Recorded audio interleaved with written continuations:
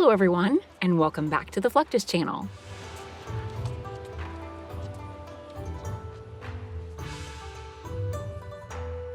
When venturing through the Asakusa district of Tokyo, it is common to encounter people like Masato, who works as a traditional rickshaw puller.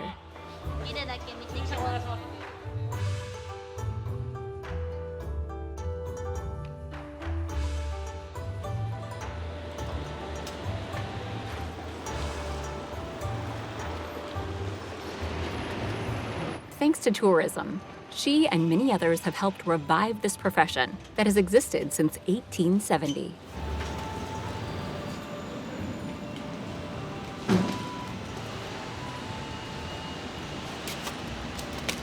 人力車は毎日チェックが必要で、本当にお客様の命を預かる仕事なので、人力車に何か問題があってはいけない。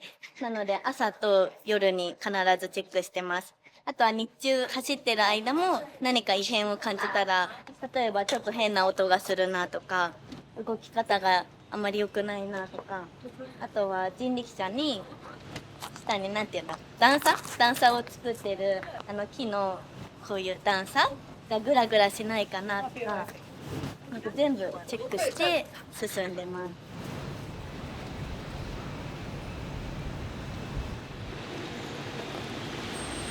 Her dedication to the care of these vehicles is what provides quality to the services offered by the so-called shafu.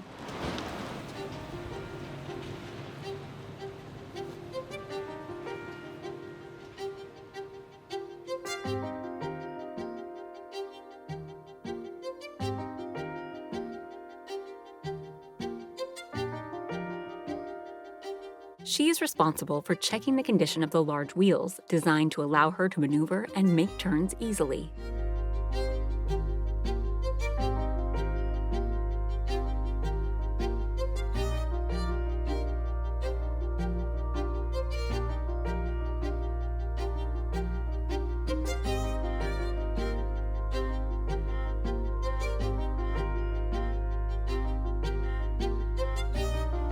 During her preparation, Misato does warm-up exercises, considering the physical effort she must endure during her work.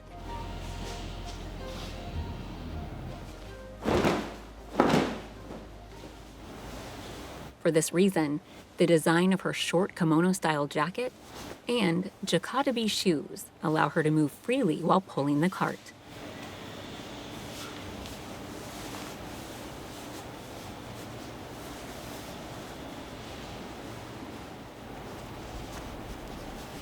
Usually, those traditional attires incorporate the colors or patterns of the rickshaw companies.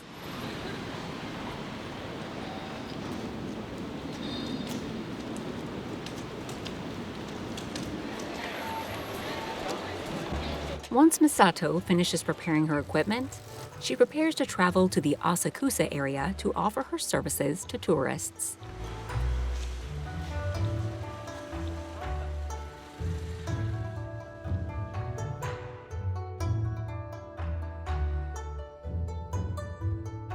Although they are now considered just attractions, rickshaws played an important role in traffic regulations in Japan, including keeping the left when driving.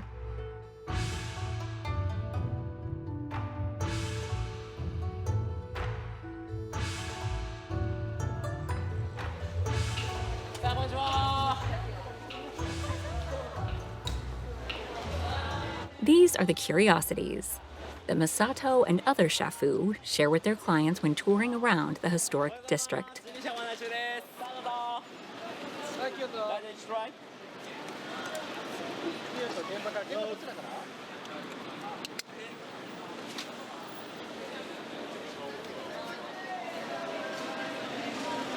Before starting the tour, Masato helps the passengers board and ensures they are seated comfortably while she takes out the wheel wedges.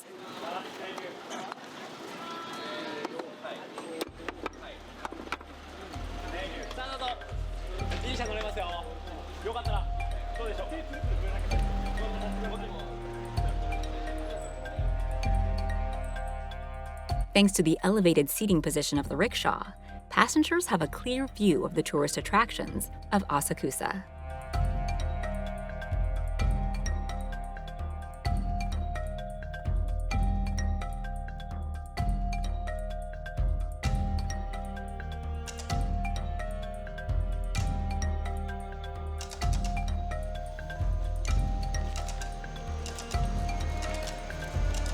最初は本当に難しくて、人力車って 90kg あって、お客様は 250kg まで乗れること、250kg まで乗ることできるので、本当に最初は重いなって感じてしまったりとか、なかなか進めなかったりとか、研修期間っていうのが2ヶ月くらいあったんですけど、この人力車一人で運べるのかなって思っていたんですけど、でも2ヶ月の研修すごく頑張って、浅草の歴史一から覚えたりとか、運転とかも一から学ばせてもらって、やっぱりお客様の命を預かる仕事なので。 With her training, Masato ensures that the trip is smooth so that passengers can enjoy the scenery and take photographs.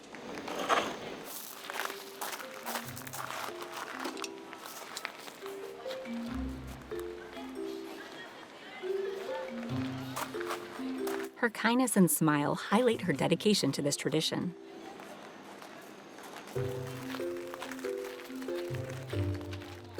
This exceptional service is seen in every aspect of her work, which makes tourists want to have this experience.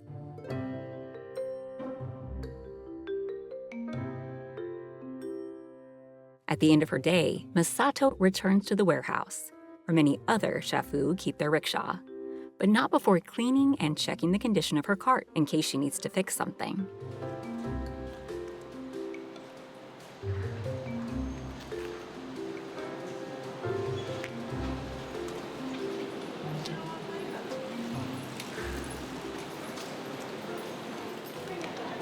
A well-maintained rickshaw is especially important during Japan's busiest seasons, such as Golden Week and New Year's holidays.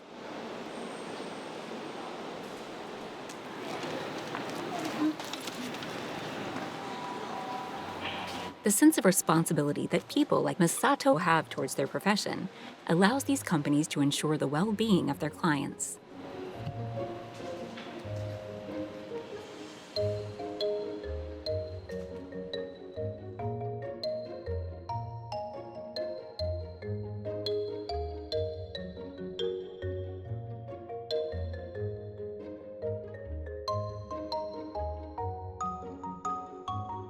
Moreover, the great pride they feel in the tradition and the great respect for their work make the shafu preserve this cultural heritage.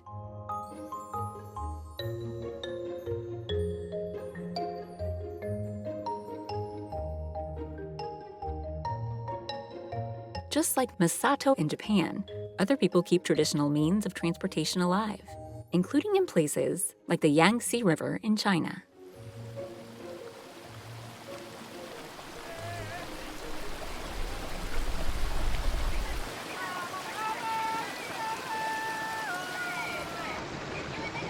This region is full of mighty rivers and shallow streams, so for centuries, its people have lived from a practice called boat tracking. In this practice, a group of men tow their boats using long ropes.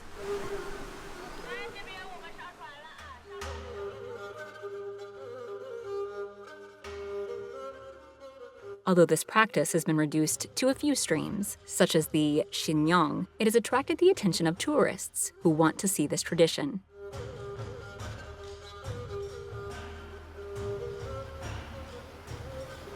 Thanks to this, several companies bring together groups to board traditional pea-pod boats, where they observe how the trackers work. As they board, they can see how the trackers prepare their boat, with some of the trackers taking the rope, while one or two remain on the boat.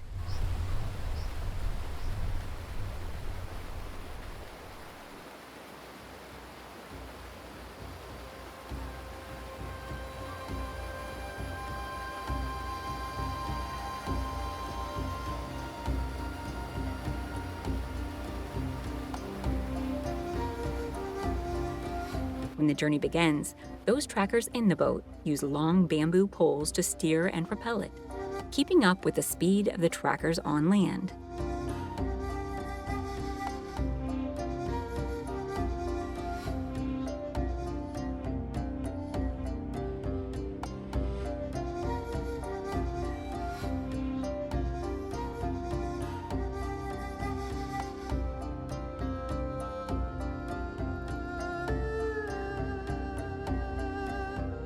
They are usually local farmers from the Tujia group who want to preserve the tradition and use this practice as a way to earn a little extra for their families. 我们都坐船，但是感受不一样。上游坐木船，它体验的是纤夫拉纤纯人力的；下游坐游船，它感受的是峡谷风光，它是机械带动的啊。六的话就好想了啊。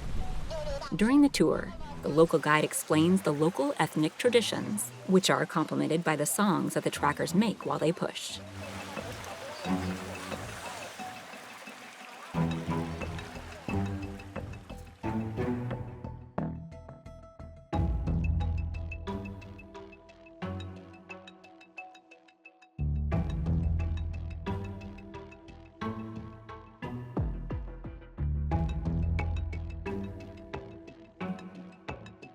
They tow the boat as the group passes through shallow places to prevent the group from getting stuck. That's why they use the rope, of very resistant braided bamboo strips.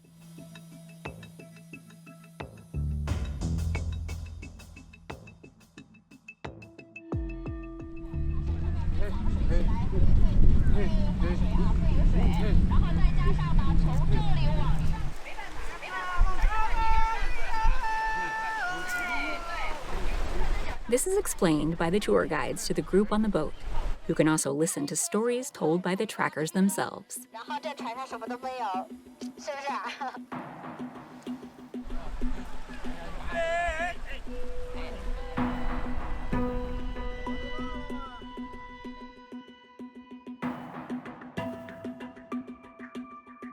In addition to the life and culture of these workers, the tour also seeks to show the scenery of the Xinyang Stream.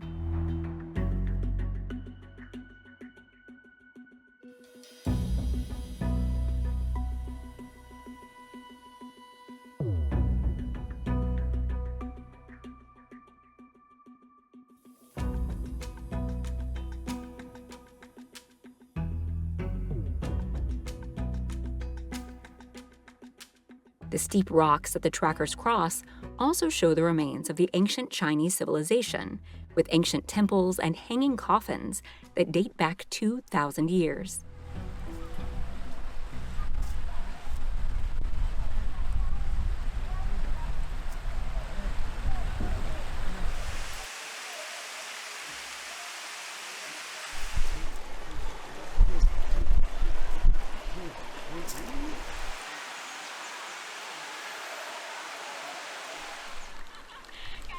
Besides, as the trackers push across thin ledges and steep rocks, tourists can appreciate the natural formations of the stream.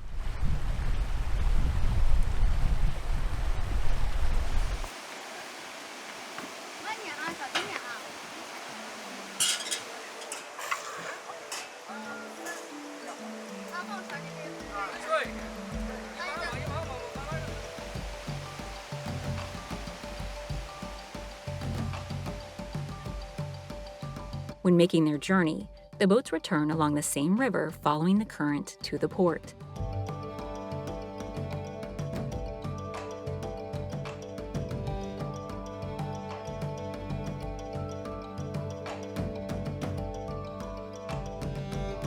As the passengers get off, they can see how the heavy work of the trackers turned out to be an experience that has transcended generations and will continue thanks to these people.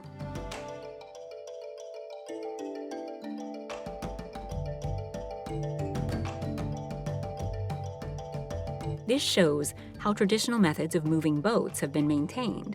However, these methods have been reduced to accommodate new processes.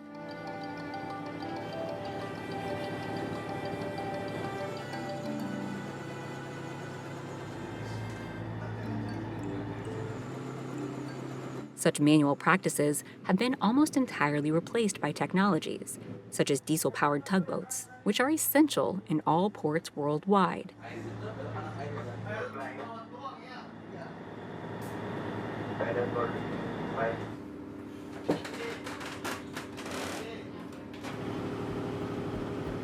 Although these boats may seem relatively small compared to others, they have a great power to move other ships and assist in many port operations and maritime logistics.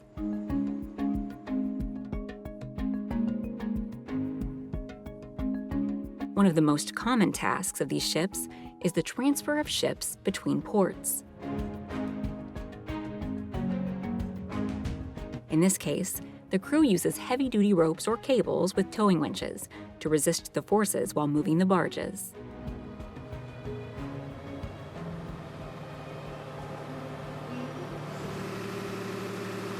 However, the magic behind these boats is found inside the engine room, which usually houses powerful 2- or 4-stroke diesel engines, although the latest designs implement hybrid engines.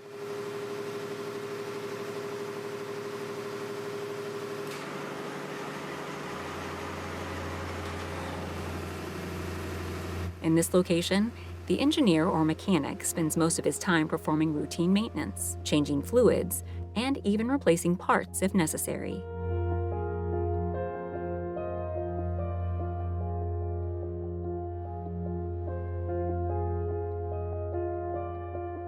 In addition to the engine, the expert takes care of other systems, such as pumps and fuel tanks. This is needed not only for the propulsion of the boat, but also to power various onboard systems, like navigation and communication.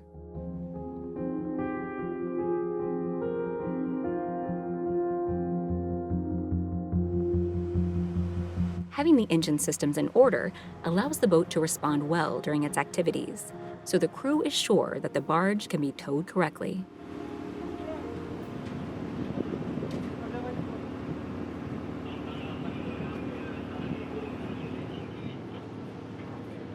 During this process, the crew works together with the barge's equipment to hook the line or rope to an attachment point located on the bow.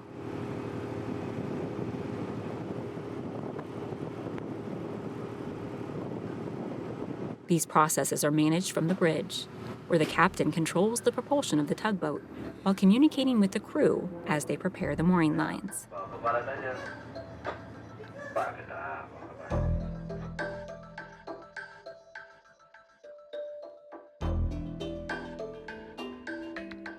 In addition, the captain has all the navigation instruments, including gyroscopes, a compass, and a radar at hand. This location houses life jackets and first aid kits that can be used by the crew in case of any emergency. Considering that these tasks can take days, the ships have living quarters for the crew, where they have access to a kitchen, mess, and sleeping area.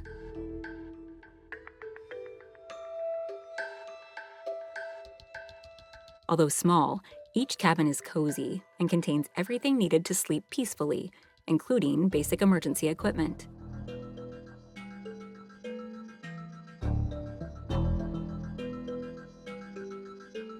In some cases, the sleeping area can be a large space with cabins that are shared by the majority of the crew.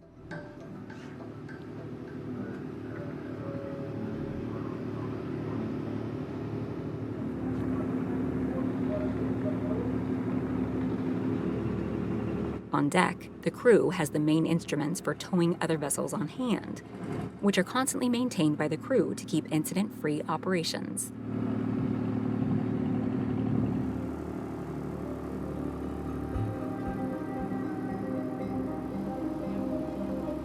This area, like other parts of the ship, has safety features that enable the crew to work seamlessly.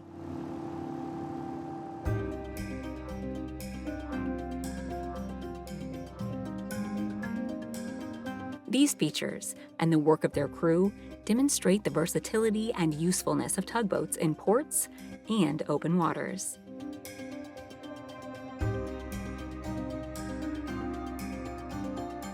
That's the end of this video. I hope you enjoyed it. Make sure to subscribe to this channel so you don't miss any of our new content. See you next time.